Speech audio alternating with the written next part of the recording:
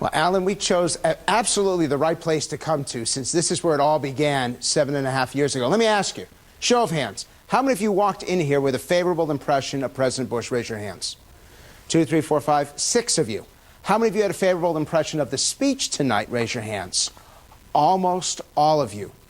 Dolores, what was so positive? He was dynamic. He was resilient. He called for co-responsibility, stating he'll do this, and then asked them for the responsible action. The speech was well written, it was well delivered, but it didn't have facts.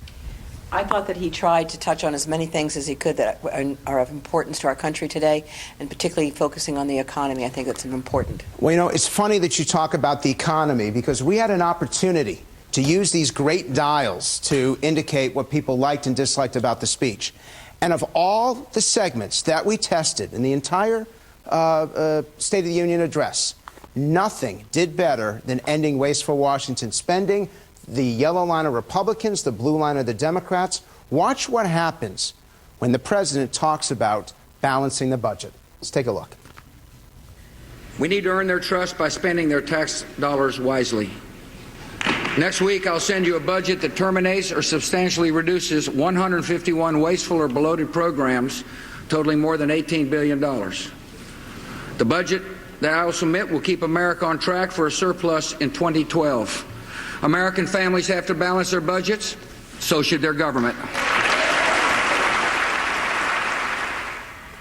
Absolutely off the charts. Why was that such a positive reaction? James. I mean, you guys gave it a home run. Tell me. It's our why? Money. It's our money. They're spending our money on useless projects or whatever, and without our permission. And running a family is a very difficult thing to do, and maintaining that budget. And I hold our government responsible for the same thing. If the government controls our money, it controls us. Well, we have a $9 trillion debt. He talked about ending earmarks, but I heard him propose a lot of new spending in there as well. And that bothered you? That concerned you? Absolutely. Money earned should be money saved by an American, and it shouldn't go to something that I'm not for. Corporations don't waste money, why should the governments? Say that again? Corporations waste money, why should the governments? But we've talked about this now. We talked about ending wasteful spending for 7 years. Do you really trust that this is going to be something different? No. No, you don't. Why not? Because the government still has to fund, you know, the war in Iraq, Medicare, and things that have been promised. He needs to elaborate on his corporate spending and give tax breaks for big corporations. What I'd like to do is show you one other clip that was very impressive here, because there was an extreme dichotomy between Republicans and Democrats. While they all agree on ending wasteful Washington spending and earmarks, when it comes to making the tax cuts permanent, there is a very different reaction. Let's take a look. Most Americans think their taxes are high enough. With all the other pressures on their finances, American families should not have to worry about the federal government taking a bigger bite out of their paychecks. There's only one way to eliminate this uncertainty: make the tax relief permanent.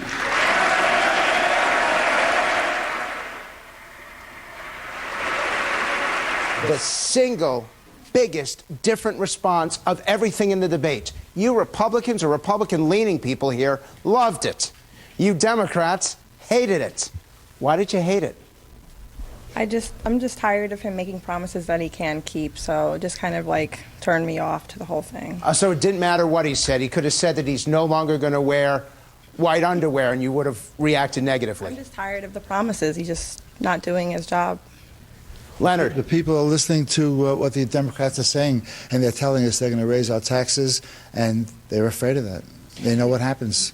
Sean, you've got a question. Let me just, when you watch these debates, and in this case, a State of the Union address, and when you get that kind of dichotomy, and again, these are relatively uncommitted people, it's very surprising.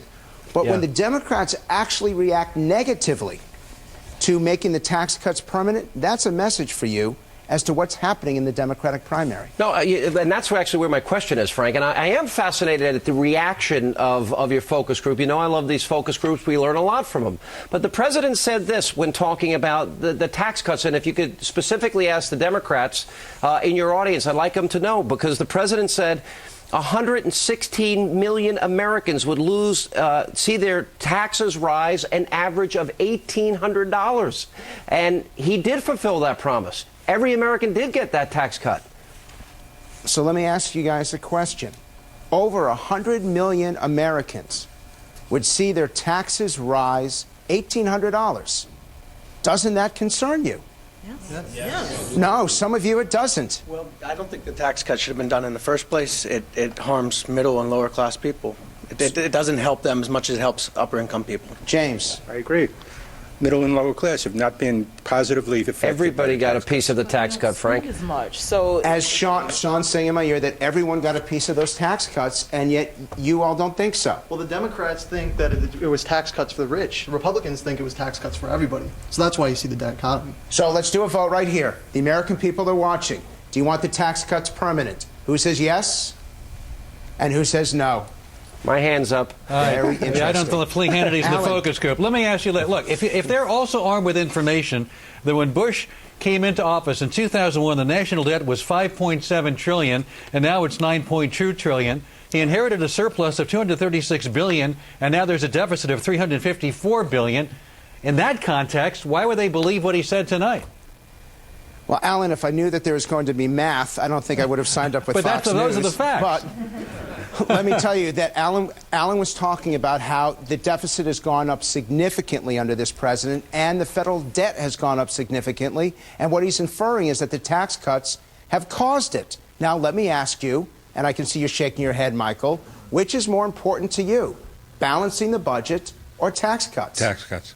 Why tax cuts? Keeping the tax cuts permanent, because what that does is that has actually turned more tax revenues to the government. Phil?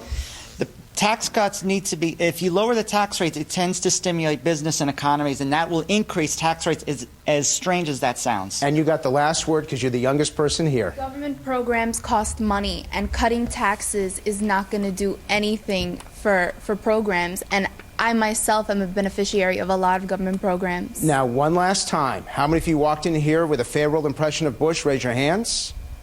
And how many are walking out of here thinking he did well tonight in his final State of the Union speech? Look at these hands go up. Wow. This is definitely a positive night for President Bush. Back to you guys. What fascinating results, Frank, as always. And tell everybody thank you for participating tonight.